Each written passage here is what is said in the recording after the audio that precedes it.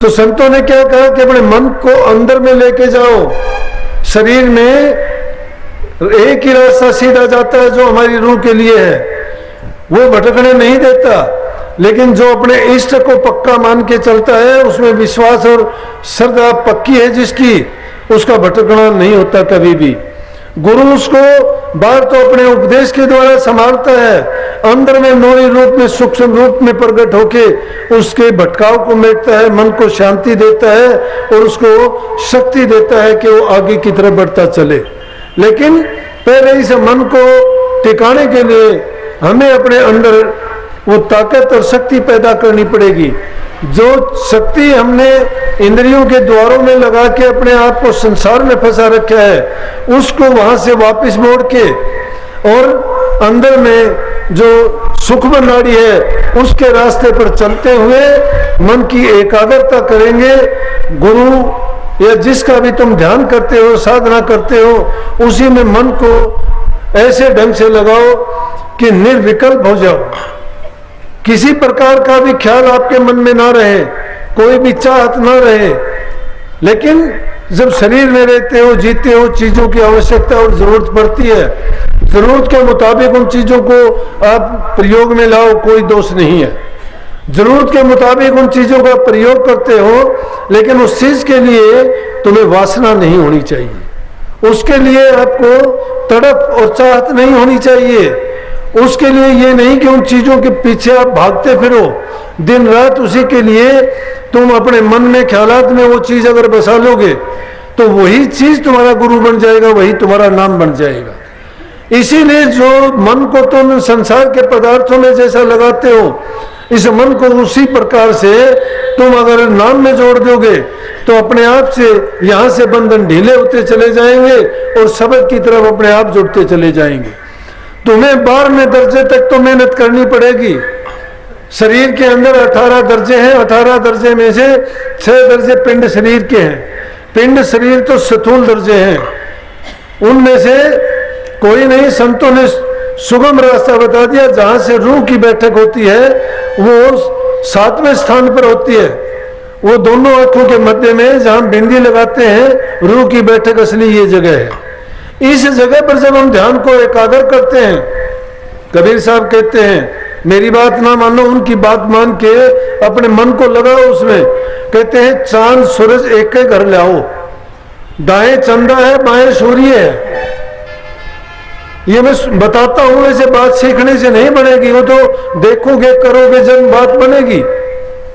लेकिन फिर भी एक ख्याल जब दिया जाता है तो आदमी उसको टटोलने की खोजने की कोशिश करता है। मैं भी उस कबीर साहब की वाणी की तरफ आपका ध्यान दिला के आपके अंदर में कुरेद पैदा करना चाहता हूं, ताकि आप उस बहाने से अंदर में उस खोज के लिए अगर निकलोगे तो आपको जरूर उसका लाभ मिलेगा। तो कबीर साहब कहते हैं कि चांद सूरज एक के घर लाओ, सुषमन सेती ध्यान लगाओ, तेरे बेणी के संग समाओ, तब देखो गुलजारा है कर नैनो दीदार महल में प्यारा है। कि वो प्यारा अपने महल के अंदर बैठा हुआ है, बाहर नहीं है। लेकिन उसका तरीका आसानी है बता दिया। वो चांद सूरज को एक के घर में लगा के एक स्थान पर एकाग्र मन की वृत्तियों को रोको, उस पर सूक्ष्म नाड़ी के जरिए। जब वहां से तुम चलोगे, यहां भी बहुत बाधाएं और रुकावटें आएंगी, तरह तरह की ऐसी शक्तियां सिद्धियां ऐसी चीजें आ जाएंगी कि थोड़ी बहुत बात, जो भी बात बोलोगे वो बात सत्य हो जाएगी, जो सोचोगे वो संकल्प पूरा हो जाएगा। आप सोचना शुरू कर दोगे कि मेरे अंदर तो कोई न कोई जो मुझे काम करना चाहिए था वो शक्ति आ गई है, प्रकट होगी। लेकिन संत कहते हैं कि ये लूटने वाली शक्तियां हैं, इन पर ख्याल ही नहीं करना चाहिए। ये तो पीछे पीछे फिरती है संतों के। क्यों? ये त्यागी के संग लागी डोलती हैं, लोभ भी कर करके लूट लेती हैं।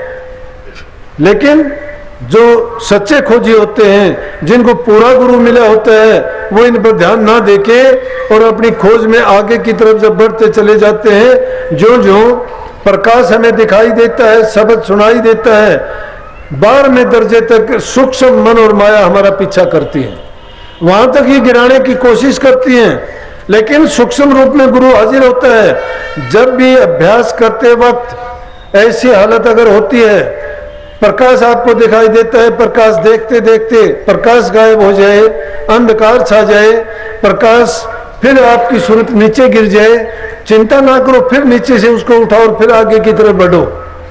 जो जो आगे बढ़िए, अभ्यास चलता रहेगा, बहुत दिन चलेगा। ये नहीं कि जो बहुत पवित्र रूह हैं, जिन्होंने करनी पहले की हुई पिछले जन्मों में, हो सकता है उनको किसी प्रकार की रुकावट ना हो और वो जल्दी अपने उद्देश्य में कामयाब भी हो जाते हैं। लेकिन कई बार ऐसा ये होता है, हर एक के साथ होता है। क्यों? उसके लिए जरूरी है कि कभी हमारे विचार अच्छे नहीं होते, कभी हमारा खान पान शुद्ध नहीं होता, कभी हमारा संग अच्छा नहीं होता, कभी हमारे आस पास की चीजें हमें अपनी ओर आकर्षित करती रहती हैं। उन चीजों के आकर्षण के कारण, क्योंकि वो सूक्ष्म रूप में माया के ही खेल हैं, दोनों तरफ से स्थूल और सूक्ष्म रूप से बाहर दुनियादारी के दो ये स्थूल चीजें हमें खींचती हैं, अंदर में जाओगे तो सूक्ष्म चीजें अपनी ओर हमें खींच के और उस रास्ते से भटकाने की कोशिश करते हैं। लेकिन गुरु हमारी मदद करता है और बार बार घेर फेर के मन को तुम लेके आओगे और उस रास्ते पर जब जाओगे तो 12 दर्जे से ऊपर जब चले जाओगे, फिर तो शब्द की डोर आपको अपने आप ऊपर की तरफ खींचना शुरू कर देगी, फिर गिरावट नहीं होती है। लेकिन उससे पहले पहले हमें मेहनत करनी पड़ेगी। त्रिकुटी तक तो हमें बहुत ही मेहनत करनी पड़ेगी, जहां पर तीनों शक्तियां हैं। उन शक्तियों तक जाने में हमें बड़ी कठिनता महसूस होती है।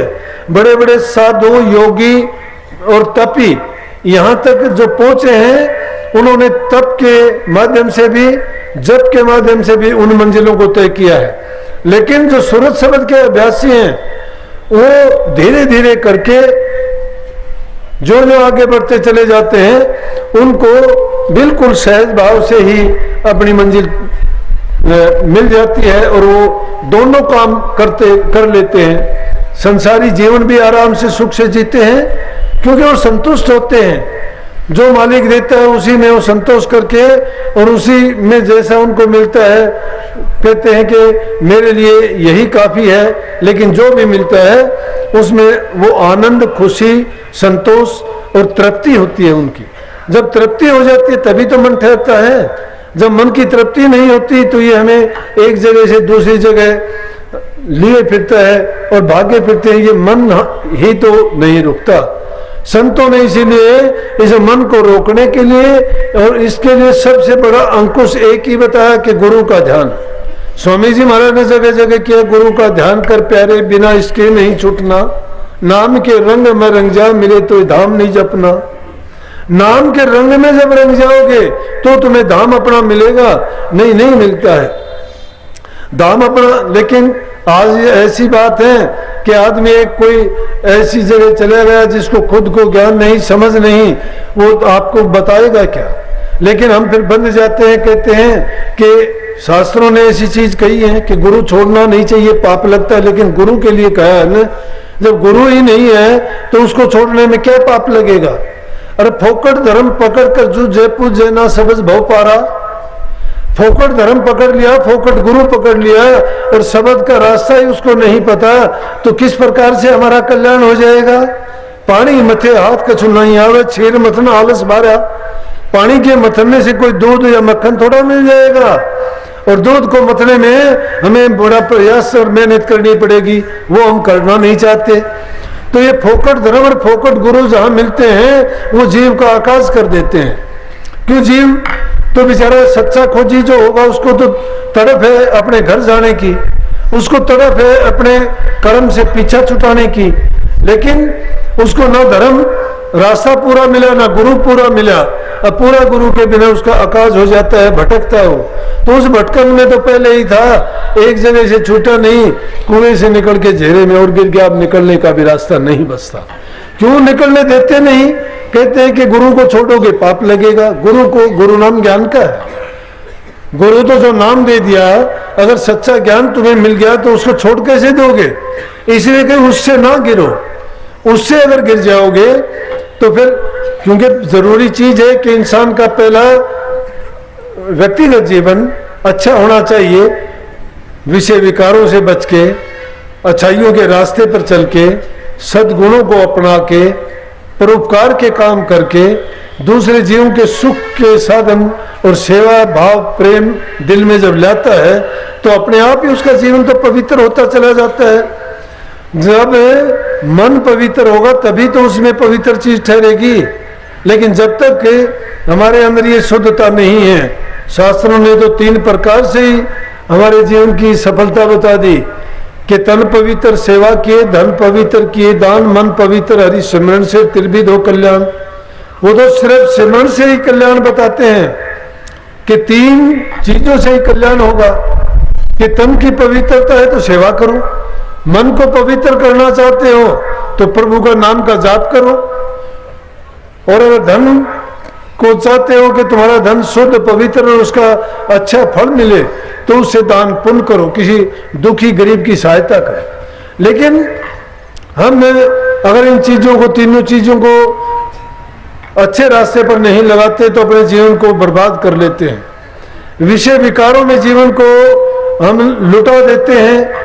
हम बहुत बड़े व्यापारी सौदागर संसार में बन के आए थे, हमारे पास सांसा रूपी दौलत थी, हमें वो पूंजी दी गई थी कि उससे लाभ कमाएं, और वो लाभ कमाना क्या था कि नाम की भक्ति करके अपने जीवन को सफल करते।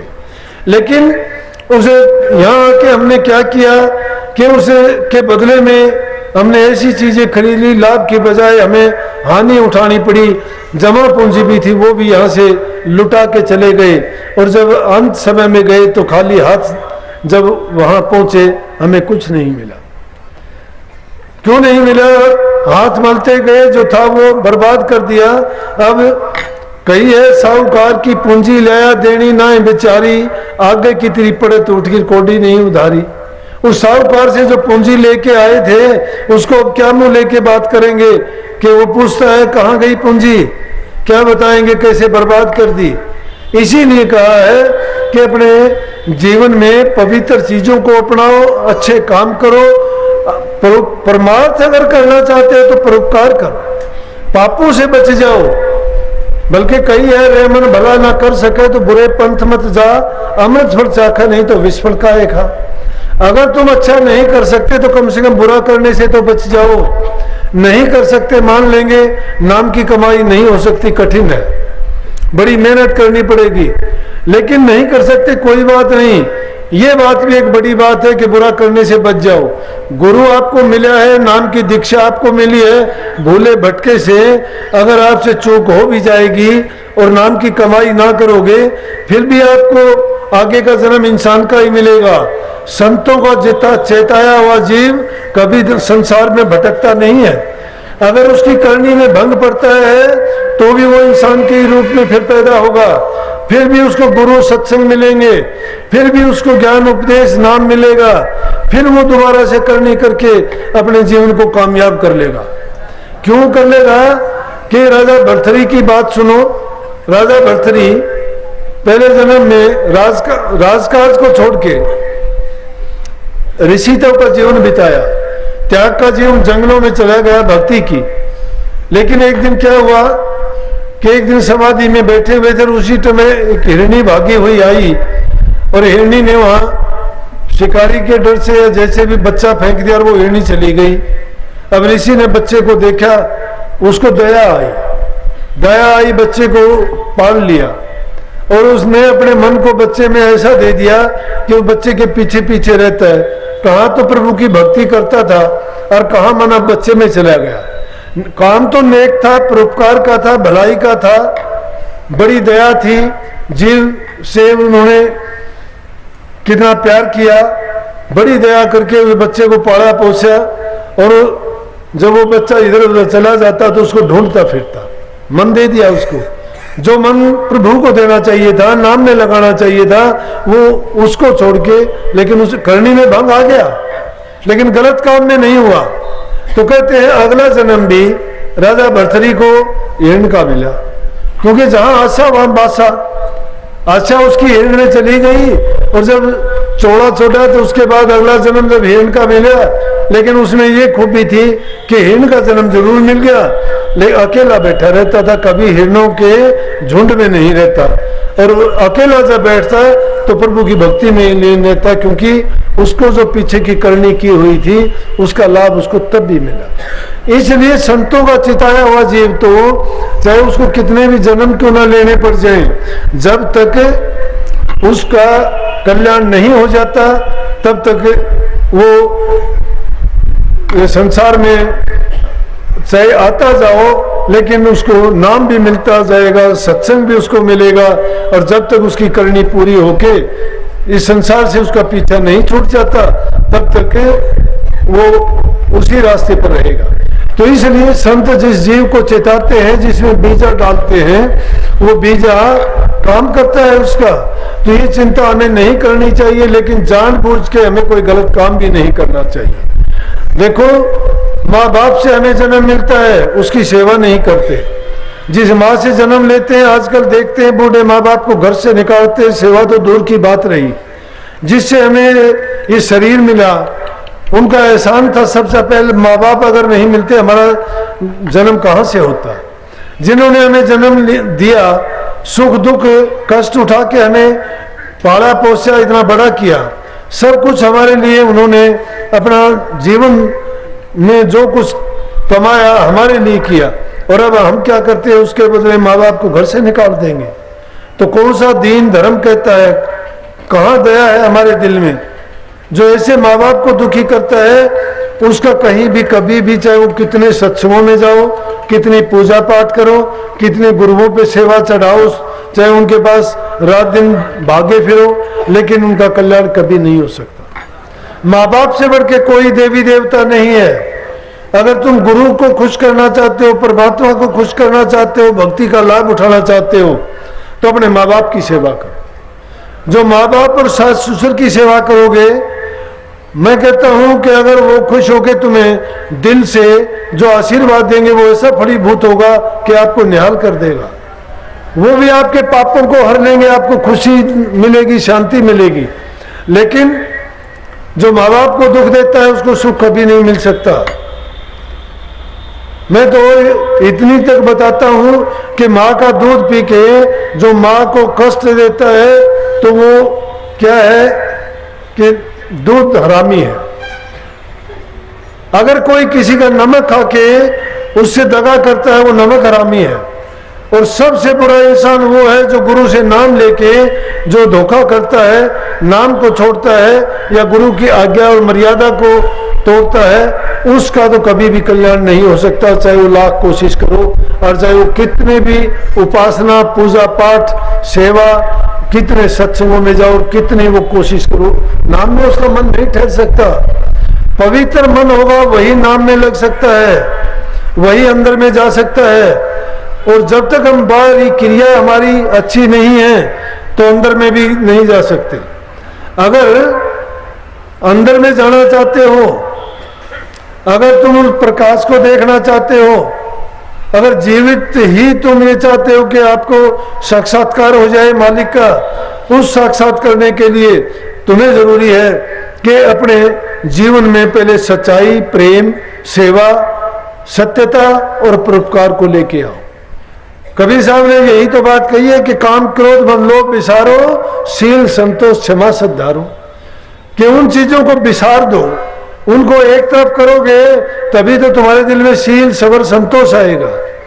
एक बार अच्छा करने की आदत डाल लोगे, फिर आपको दोबारा से ये सोचने की जरूरत नहीं पड़ेगी, आप चाहते हुए भी किसी का बुरा नहीं कर पाओगे। इसलिए धर्म कहता क्या है, धर्म है क्या, यही तो धर्म है इंसान का, कि जानबूझ के किसी का बुरा ना करो, जितना कर सकते हो अच्छा करो। स्वार्थ के लिए हम सारे काम करते हैं, परमार्थ के लिए जरूरी है कि परोपकार करें। परोपकार जो इंसान करना नहीं जानता तो वो परमार्थ में कामयाब नहीं हो सकता। परमार्थ का रास्ता सहल है, कठिन नहीं है। जगह जगह कही गई है कि इसमें क्यों कठिन, तो इसलिए है कि इन चीजों को निभाना, उन पर चलना आसान नहीं, और सहज इसलिए है कि हमें कोई चीज छोड़नी नहीं पड़ती। वो जमाने गए जब तप करने वाले तप करते थे, घरों को छोड़ के जाते थे, किसी भी चीज की खाने पीने तक की उनको परवाह नहीं होती थी। तब करते थे, न पहनने की, न खाने की, न रहने की, कोई जैसे हालात गुजरते उसी हालात में अपने आप को डाल लेते, और लेकिन उस नाम में भक्ति में लीन रह के वो संतुष्ट थे।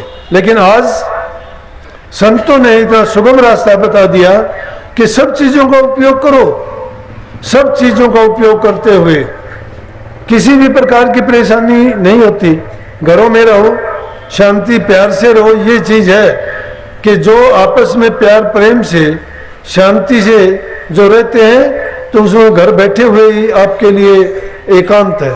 लेकिन जब घरों में शांति नहीं है, आपसी लड़ाई झगड़े हैं, आपस में प्रेम नहीं है, तो चाहे तुम घर में रहो चाहे बाहर रहो, क्योंकि अगर तुम्हें वही बात लेके बाहर भी जाते हो तो वो चीज आपका पीछा करती रहेगी। और घर में भी अगर और आपने उन चीजों का मोह त्याग दिया है, उनसे निजात पाली है, तो वो चीजें आपको कभी आपकी तरफ आकर्षित नहीं करेंगे। इसलिए संत मत कहता है कि भक्ति का मार्ग इतना सुगम है, उस पर एक बार कदम जब रख दोगे सच्चाई के साथ। ये अब देखा देखी अगर कोई काम करता है, हम दूसरों को देख के सोचते हैं कि वो सत्संग में जाता है मैं भी जाऊं, लेकिन वो दूसरा करता है वो वैसा करते तो नहीं। कई बार बात याद आ जाती है कि हम दूसरे को देख के कहते तो हैं कि उसका ये काम हो गया, मेरा भी वो काम करो। मैं कहता हूं तेरा भी वो काम हो जाएगा, वो गुण अपने आप के अंदर तुम भी लेके आओ। वो गुण तो अपनाना नहीं चाहते और वो सुख चाहते हैं जो किसी दूसरे को मिला है, कष्ट उठाना नहीं चाहते। ये तो कहते हैं कि हल्दी लगे ना फिटकड़ी, रंग भी आए चोखा, कि हमें कुछ ना करना पड़े कि आप कर दो।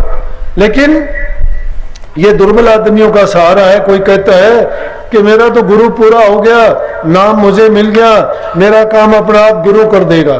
गुरु नहीं करेगा, करना हमें पड़ेगा। ये बहानेबाजी लगाने से या इधर उधर की बात करने से कोई फायदा नहीं। संत मत सच्चाई का रास्ता बताता है कि तुम सच्चे बनके जब रास्ते पे चलोगे, जो हमारे लिए करना है उसमें कैसी हेरा फेरी और चालाकी करते हैं। चलो मानते हैं दूसरे के लिए करे तो आदमी कर देगा, अरे जब हमारे लिए भी करते हैं उसमें भी चालाकी करते हैं। कहते हो कि अभ्यास में बैठता हूं कितनी देर, 1 घंटा, कैसे कि 3 से 4। तो तुम 3 से 4 बैठोगे और मन अगर नहीं करता और बीच में किसी कारण से उठ जाओगे तो फिर टाइम ही देखते रहोगे कि अभी तो 3:30 हुए हैं, अभी तो 3:45 हुए हैं, अभी 4 है। तो भजन तो घड़ी का किया, नाम का नहीं किया। नाम का भजन तो चाहे 2 पल के लिए भी करोगे। सबसे आसान तरीका और अच्छा तरीका तो है निर्विकल्प। निर्विकल्प के लिए जो राजा जनक के वाली बात मैंने आपको बताई थी, आप बैठे बैठे यहां भी हो सकते हो। रोक दो अपने मन को, जहां भी तुम जब भी ध्यान की अवस्था में जाते हो